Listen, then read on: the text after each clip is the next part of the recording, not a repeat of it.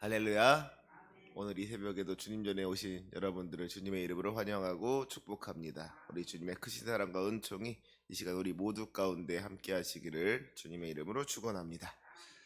오늘 우리가 읽은 이 시편 134편의 말씀은 3절밖에 되지 않는 참 짧은 시편입니다. 그리고 그 내용도 사실은 간단해요. 1절 말을 읽으며 보니까 뭐라고 그러고 있어요? 보라, 밤에 여호와의 성전에 있는 여호와의 모든 종들아 여호와를 송축하라 그랬고요. 2절에서는 다시 한번 성소를 향하여 너희 손을 들고 여호와를 송축하라 그랬습니다. 주님을 찬양하라는 거예요. 주님을 송축하라.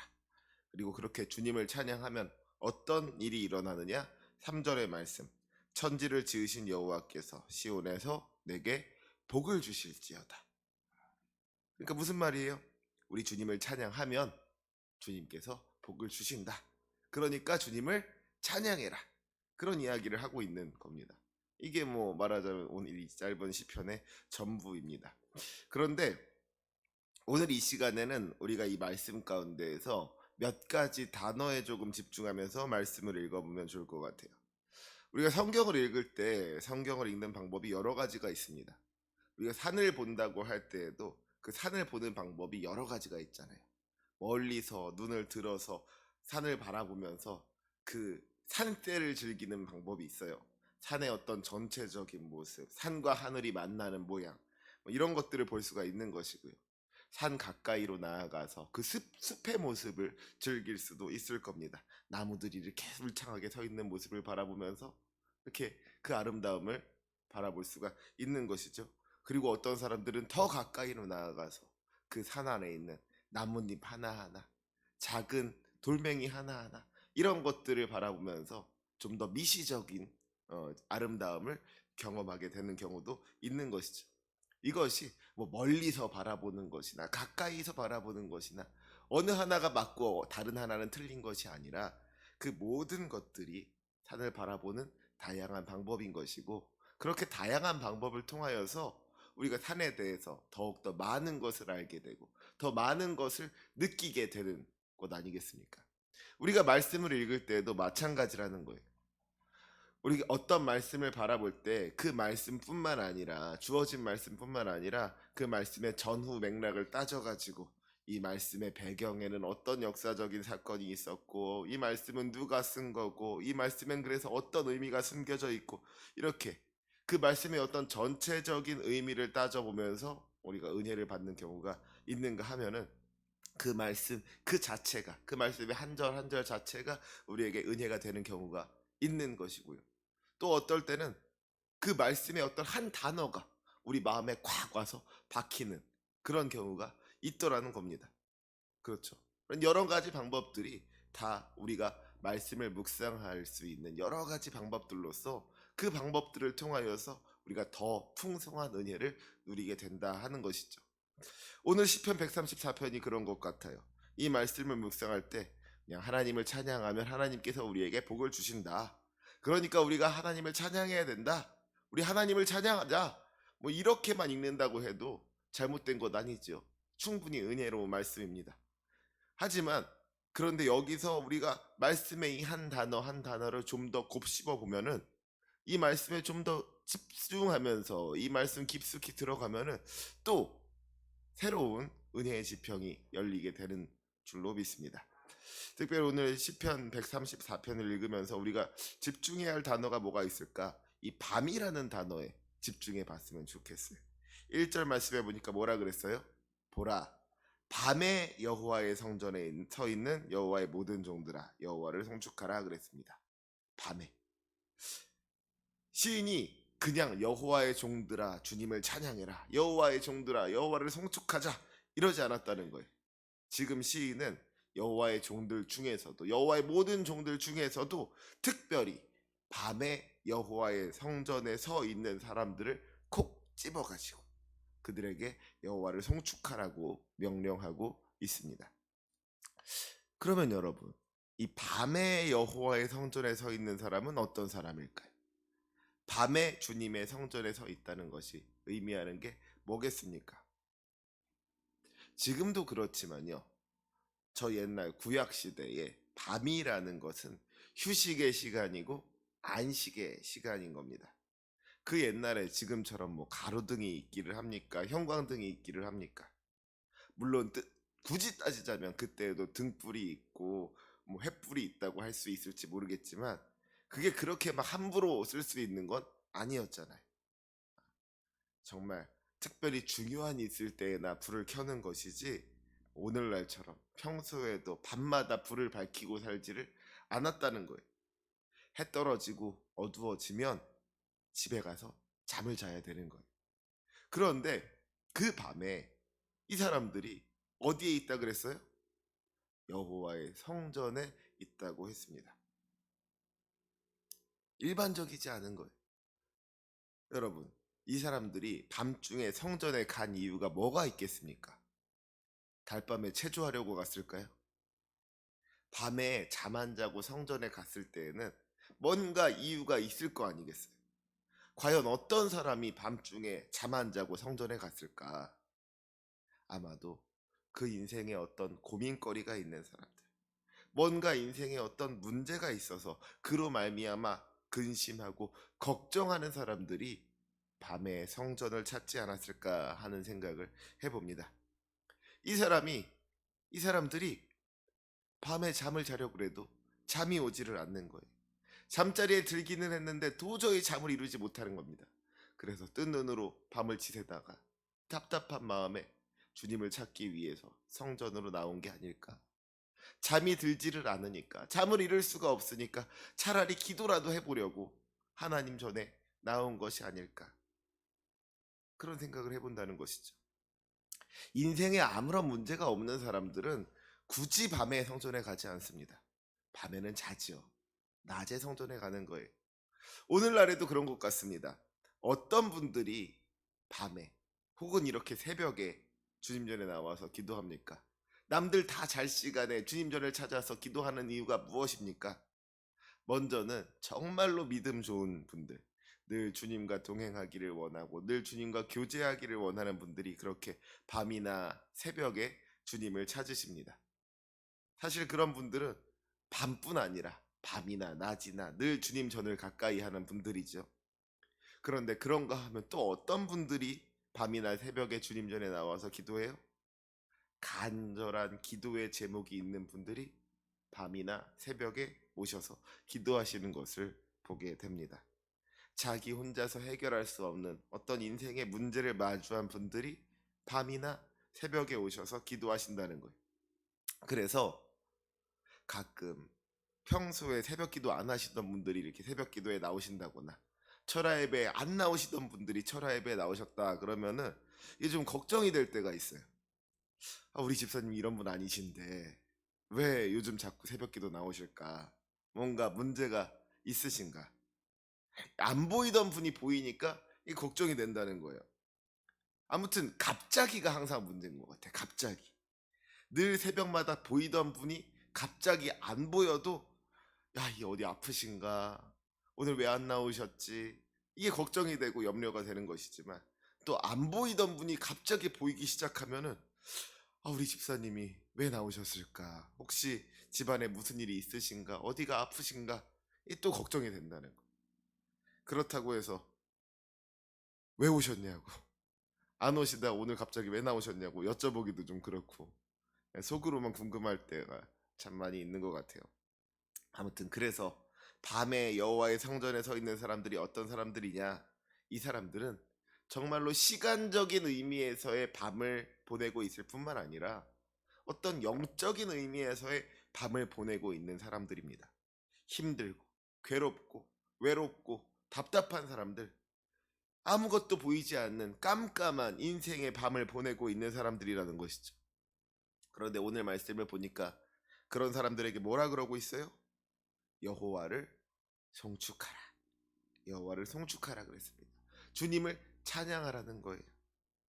사실 우리가 인생을 살아가면서 어떤 고난을 당할 때 우리가 어떻게 돼요? 우리 입술에 어떤 말이 나오게 됩니까? 하나님, 나한테 왜 이런 고난을 주시느냐고 한탄하고 원망하는 말이 나오기 마련입니다. 차라리 그 정도로 그치면 다행이죠. 심지어 어쩌면 욕하는 말, 저주하는 말이 나올지도 몰라요. 우리가 인생의 밤을 보낼 때에는 그런 부정적인 말들이 어울리는 것이죠. 그런데 오늘 이 시인이 이야기하는 게 뭐예요? 그렇게 우리가 어둡고 깜깜한 밤과 같은 시간을 보낼 때에 하나님을 송축하라는 겁니다. 하나님을 찬양하라는 거예요. 힘들고 어려울수록, 괴롭고 답답할수록 더욱 우리 주님을 찬양하라는 겁니다. 그 고난의 순간에 좌절하지 말고 절망하지 말고 우리 주님을 찬양하면 천지를 지으신 여호와 우리 하나님께서 너에게 복을 주실 것이다. 그러니 우리 주님을 찬양해라. 이것이 오늘 시인이 주는 메시지인 것이죠. 사도행전 16장을 보면은요, 바울과 실라가 옥에 갇히는 사건이 기록되어 있습니다. 바울과 실라가 점치는 귀신 들린 여종 하나를 만나서 예수 그리스도의 이름으로 명하여 고쳐주게 됩니다. 여종으로부터 귀신이 나가게 된 거예요. 그러니까 그 여종을 데려다가 점을 치게 하면서 그 복채를 챙겼던 주인들, 이 여종의 주인들이 이 바울과 실라를 잡아다가 고발해서 감옥에 집어넣어 버린 것이죠. 그래서 바울과 실라가 옷을 찢기고 매를 맞고 감옥에 갇히게 됩니다. 그들이 깊은 옥에 갇혀서 그 발에는 착고가 채워지는 신세가 되었어요. 그런데 그렇게 바울과 실라가 감옥에 갇혔을 때에 제일 먼저 한 일이 무엇이었느냐? 사도행전 16장 25절을 보니까 이렇게 기록하고 있습니다. 한밤중에 바울과 실라가 기도하고 하나님을 찬송하며 죄수들이 듣더라. 여러분, 바울과 실라가 지금 뭐 잘못한 게 있어요? 귀신 들린 사람을 데려다가 귀신으로부터 노임받게 한 것은 잘한 거잖아요. 하나님께서 기뻐하실 만한 일 아닙니까? 그런데 그렇게 하나님께서 기뻐하시는 일을 한 결과가 사람들한테 칭찬을 받는 게 아니라 사람들로부터 잡혀서 매를 맞고 옷을 찢기고 감옥에 갇히는 거였단 말이에요. 그러면 사실 우리 같으면, 아니 우리 믿음 좋은 우리 성도님들 말고 저 같으면은 하나님을 원망했을 수도 있을 것 같아요. 하나님, 제가 하나님의 일을 했는데 하나님께서 저를 좀 지켜주셨어야죠. 제가 하나님의 영광을 높이는 일을 했는데 하나님께서 저를 좀 도와주셨어야죠. 제가 뭐 잘못한 게 없는데 왜 이렇게 두드려 맞고 감옥에 갇혀야 합니까? 하나님, 이거 너무하신 거 아닙니까? 나 억울하다. 나 속상하다고 하나님을 원망할 수도 있었을 거란 말이에요. 그런데 그 밤에 바울과 실라가 뭐 했다 그랬어요? 한밤중에 바울과 실라가 기도하고 하나님을 찬송하며 죄수들이 듣더라. 바울과 실라는 자기에게 찾아온 그 인생의 깊은 밤 중에서도 좌절하거나 절망하지 않았습니다. 매를 맞고 옥에 갇힌 상황 속에서 뭐 하나 좋은 것이 없어 보이는 그 답답한 상황 속에서 기도하고 찬송했다는 것. 그리고 어떤 일이 일어났습니까? 그 바로 다음 사도행전 16장 26절을 보니까 이렇게 기록하고 있습니다. 이에 갑자기 큰 지진이 나서 옥터가 움직이고 문이 곧 다 열리며 모든 사람의 매인 것이 다 벗어진지라. 깊은 밤, 깊은 감옥 속에서 기도하고 찬양하는 이 바울과 실라의 기도와 찬송을 우리 주님께서 들어주시고 그 옥문을 열어주시고 그들을 건져 주셨다는 것입니다. 사랑하는 우리 성도 여러분, 진짜 믿음은요, 고난 중에서도 찬양하는 것입니다. 나한테 어떤 좋은 일이 생겨서 주님을 찬양하고 나한테 어떤 감사할 만한 이유가 있어서 주님을 찬양하는 것이 아니라 정말 아무것도 보이지 않는 깜깜한 인생의 밤을 보내면서도 주님을 찬양하는 것이, 그게 진짜 믿음이라는 것. 그런 믿음이 우리 주님께서 기뻐하시는 믿음이고 또 그런 사람에게 우리 주님께서 복을 주시는 줄로 믿습니다. 우리가 고난 중에서도 주님을 찬송하면 주님께서 그 모든 고난에서 건져주시는 은혜를 허락해 주신다는 거예요. 영원할 것만 같았던 그 깜깜한 밤에 빛이 찾아오게 될 것입니다. 우리의 모든 문제들을 해결하여 주시고 풍성한 은혜를 허락하여 줄 것입니다. 특별히 2절 말씀을 보니까 찬양할 때에 성소를 향하여 손을 들고 찬양하라고 했어요. 성소를 향하여 손을 들고 찬양해라. 우리가 우리 주님께 손을 든다는 게 무슨 뜻일까요? 저는 이것이 우리가 쥐고 있던 모든 것을 다 내려놓겠다는 뜻이 아닐까 하는 생각을 해봅니다. 우리가 주님을 향하여서 이렇게 손을 드는데 그때 그 손에 뭐를 들고 있다고 생각해 보세요.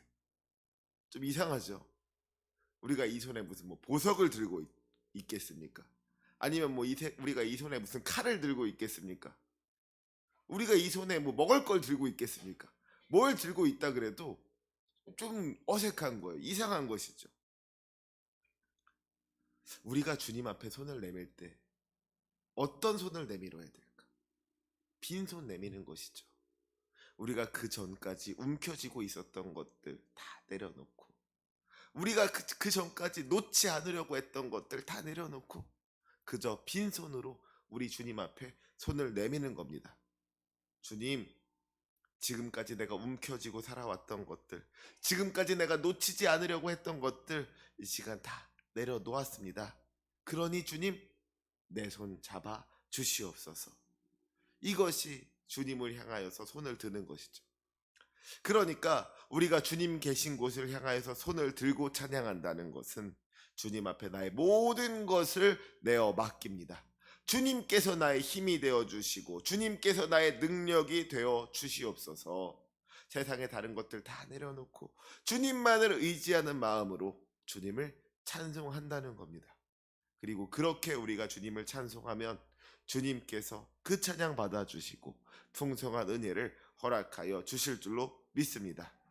천지를 지으신 여호와께서 시온에서 내게 복을 주실지어다.